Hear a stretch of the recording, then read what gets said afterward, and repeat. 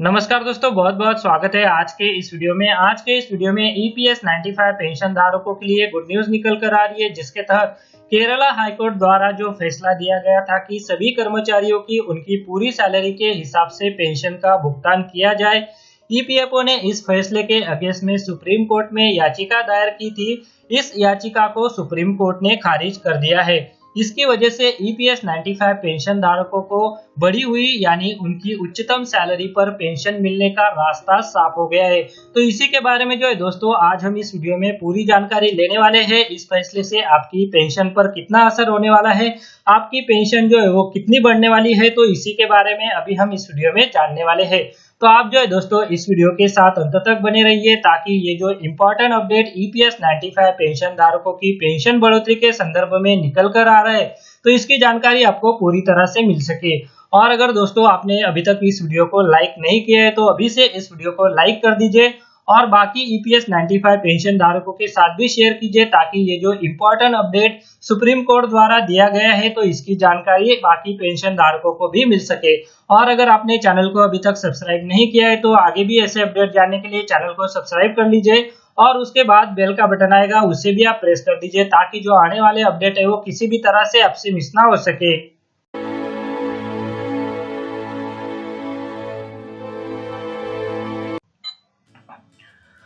तो चलिए दोस्तों, सुप्रीम कोर्ट द्वारा ये जो अहम फैसला दिया गया है ईपीएस 95 पेंशन धारकों को उनकी पूरी सैलरी के हिसाब से पेंशन का भुगतान किए जाने के बारे में, तो इसी के बारे में अभी हम इस वीडियो में जानने वाले हैं। जैसा कि आप देख पा रहे हैं कि प्राइवेट सेक्टर में नौकरी करने वालों के लिए बड़ी खुशखबरी है। कर्मचारियों के लिए पेंशन में बम्पर बढ़ोतरी का रास्ता साफ हो गया है। इससे पेंशन में कई गुना की बढ़ोतरी हो जाएगी। यह फैसला सुप्रीम कोर्ट ने सुनाया है। दरअसल सुप्रीम कोर्ट ने केरल हाईकोर्ट के फैसले के खिलाफ दायर की गई ईपीएफओ की याचिका को खारिज कर दिया है। केरल हाईकोर्ट ने ईपीएफओ को ऑर्डर दिया था कि वह रिटायर्ड हुए सभी कर्मचारियों को उनकी पूरी सैलरी के हिसाब से पेंशन का भुगतान करे। मौजूदा नियम के अनुसार ईपीएफओ 15,000 रुपए के बेसिक वेतन पर पेंशन फंड के योगदान की गणना करता है। तो चलिए अभी जान लेते हैं कि सुप्रीम कोर्ट के फैसले का क्या होगा असर। प्राइवेट सेक्टर में नौकरी करने वालों पर इस फैसले का असर यह होगा कि अब पीएफ फंड के हिस्से के बजाय ज्यादातर योगदान पेंशन फंड में जाएगा।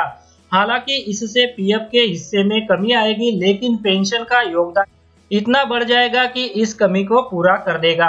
आपको बता दें, एम्प्लॉय पेंशन स्कीम यानी ईपीएस की शुरुआत 1995 में हुई थी। उस वक्त नियोक्ता की तरफ से कर्मचारियों की सैलरी का अधिकतम सालाना यानी 6,500 रुपए का 8.33% ही ईपीएस में जमा होता था। मार्च 1996 में इस नियम में बदलाव किया गया। बदलाव में कर्मचारियों को यह छूट दी गई कि अगर वो चाहे तो अपनी पूरी सैलरी के हिसाब से पेंशन फंड में योगदान को बढ़ा सकते हैं, लेकिन इसमें नियोक्ता की मंजूरी होना जरूरी है। आगे इसमें फिर से 2014 में बदलाव किया गया था, जिसके तहत बदलाव के बाद कर्मचारियों की बेसिक सैलरी का अधिकतम 15,000 रुपए का 8.33% का योगदान पेंशन खाते में जमा होता था, जो कि 1,250 रुपए प्रति महीना था। हालांकि इसके साथ यह भी नियम लाया गया कि अगर कोई कर्मचारी फुल सैलरी पर पेंशन लेना चाहता है, तो उसकी पेंशन वाला हिस्सा पिछली 5 साल की सैलरी के हिसाब से तय होगा। इससे पहले तक यह पिछले साल की औसत आय सैलरी पर तय हो रहा था। इससे कई कर्मचारियों की इन हैंड सैलरी कम हो गई। आगे यहाँ पर बताया गया है, इससे पहले केरल हाईकोर्ट ने लगाई थी रोक। 1 सितंबर 2014 में केरल हाईकोर्ट ने नियमों में संशोधन को वापस लिया और पुराने सिस्टम लागू करने का आदेश दिया। फैसले के बाद पेंशन वाले हिस्से को पिछले साल की औसत सैलरी पर ही तय किया जाने लगा। हालांकि ईपीएफओ ने उन कंपनियों को इसका फायदा देने से मना कर दिया जिनका ईपीएफ ट्रस्ट द्वारा मैनेज होता है। बता दें कि नवरत्नों में शामिल ओएनजीसी, इंडियन ऑयल आदि कंपनियों का अकाउंट भी ट्रस्ट ही मैनेज करता है, क्योंकि इसकी सलाह पहले ईपीएफओ ने ही दी थी। आगे यहाँ पर बताया गया है कि आपकी जो पेंशन है वो कैसे तय होती है। मान लीजिए कोई व्यक्ति 2029 में 33 साल की सर्विस के बाद रिटायर होता है। इस दौरान उसकी लास्ट सैलरी यानी basic plus DA plus retention bonus मिलाकर प्रति माह 50,000 रुपए है।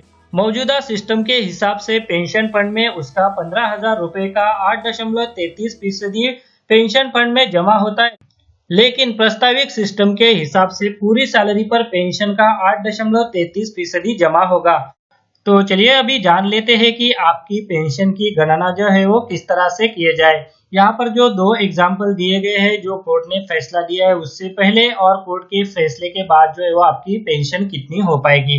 जैसा कि यहाँ पर बताया गया है कि आपकी जो सर्विस के साल है उसमें अगर 2 को जोड़ा जाता है तो वो टोटल वैल्यू उसको डिवाइड बाय अगर 70 से करेंगे और उसे जो है वो आपकी सैलरी से मल्टीप्लाई करेंगे तो आपकी पेंशन जो है वो कैलकुलेट हो जाएगी।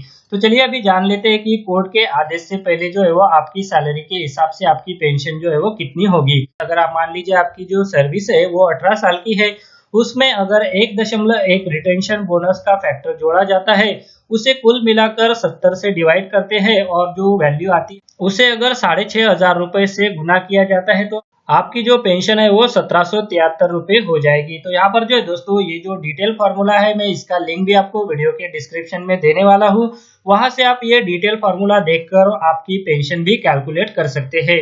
यहाँ पर इस फार्मूले के तहत कोर्ट के आदेश से पहले जो पेंशन है वो कुल मिलाकर 5,180 रुपए ऐसी हो जाएगी, ऐसा बताया गया है। उसके बाद कोर्ट ने जो आदेश दिया है तो उसके बेसिस पर आपकी जो पेंशन है वो कितनी हो जाएगी। तो यहाँ पर जैसे कि हमने देखा कि आपकी जो कुल सैलरी है मंथली वो अगर 50,000 रुपए है तो उसके बेसिस पे जो है वो आपकी अंतरिम सैलरी के हिसाब से आपकी जो पेंशन है वो प्रति महीना 25,000 रुपए हो जाएगी।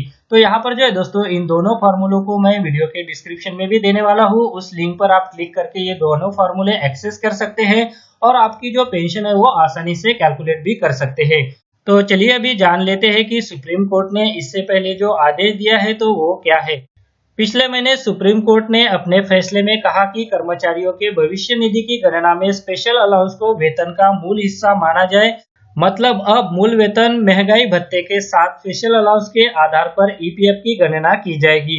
इसके बाद ईपीएफओ ने भी कहा कि जो कंपनियां ईपीएफ की गणना में स्पेशल अलाउंस को शामिल नहीं करेंगी उनके खिलाफ कड़ी कार्रवाई की जाएगी। तो यहाँ पर जो है दोस्तों ईपीएस 95 पेंशन धारकों के लिए जो अच्छी खबर निकल कर आ रही थी, जिसके तहत सुप्रीम कोर्ट ने उच्चतम सैलरी पर पेंशन के भुगतान किए जाने के रास्ते को साफ कर दिया है।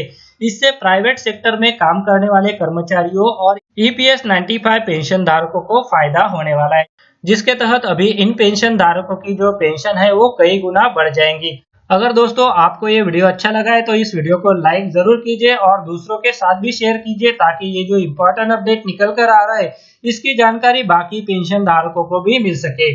और अगर आपने आगे भी ऐसे अपडेट जानने के लिए अभी तक चैनल को सब्सक्राइब नहीं किया है तो चैनल को सब्सक्राइब कर लीजिए और उसके बाद जो बेल का बटन आएगा उसे भी आप प्रेस कर दीजिए, ताकि जो आने वाले अपडेट है वो किसी भी तरह से आपसे मिस ना हो सके।